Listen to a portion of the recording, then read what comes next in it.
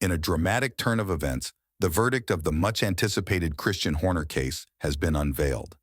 Despite the fervent whispers of his impending downfall, it appears that the tide has turned in his favor.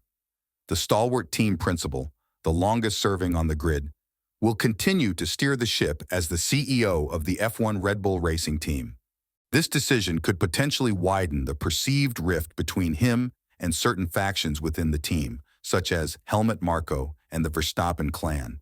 The question on everyone's lips now is, will this shift the dynamics of how Red Bull operates?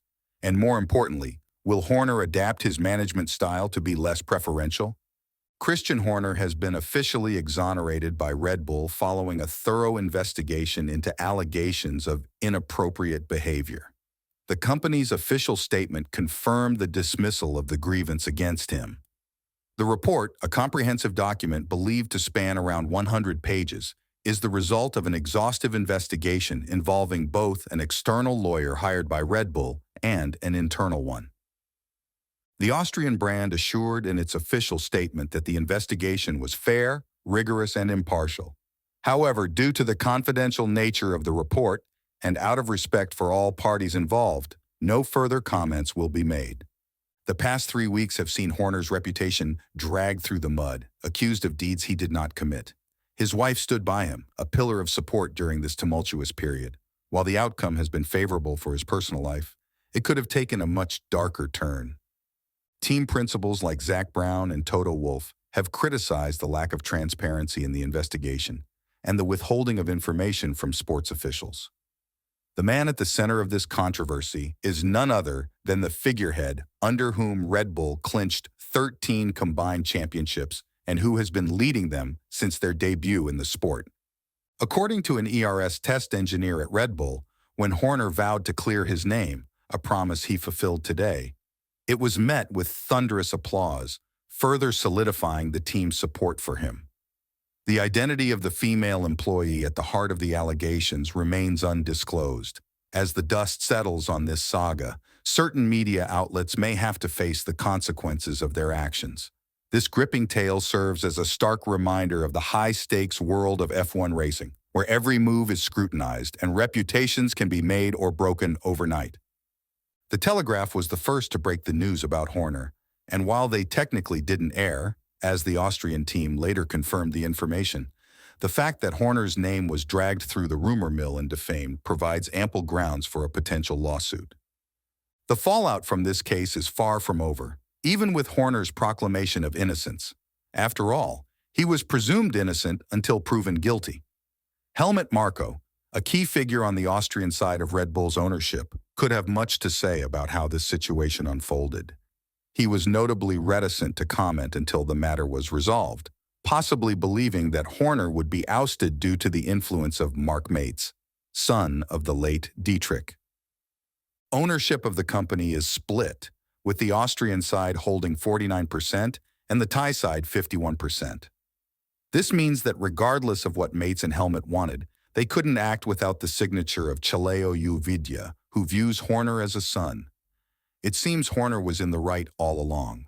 This was a power struggle within the team, and the Austrian side, which sought to seize control, has failed in its attempt.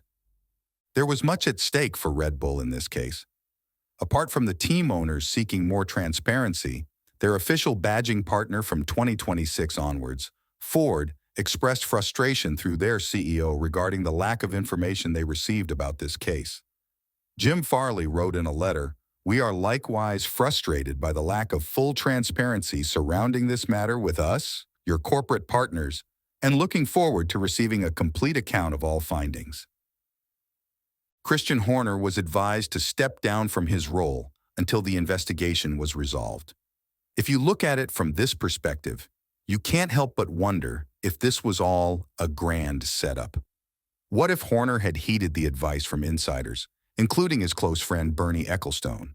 Ecclestone, the former chairman of the sport, was supportive of Horner but believed the situation was blown out of proportion and that it was out of Horner's hands. Previously, there were talks about how Verstappen's family has been restrictive in their relationship with Horner.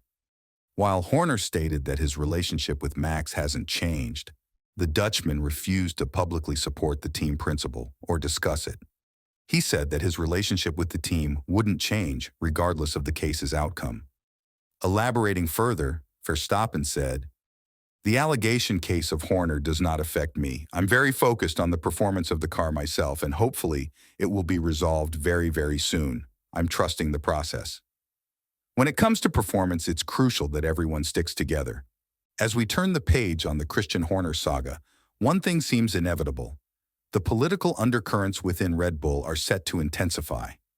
These tensions, already simmering within the Austrian team, have been brought into sharp focus with the resolution of the case. It's been known that there have been internal issues ever since the passing of Dietrich Mateschitz. It's somewhat perplexing that Horner, after 2 decades of success, suddenly found himself at the center of a scandal involving inappropriate behavior towards a female employee. Such allegations can tarnish a reputation swiftly and without substantial evidence. Rumors have been swirling that the complainant was offered a significant sum to retract the allegations, but this remains unproven and is, as of now, an unfounded rumor. With this behind them, Red Bull is gearing up for the Bahrain Grand Prix, with a renewed focus and heavy expectations weighing on their shoulders.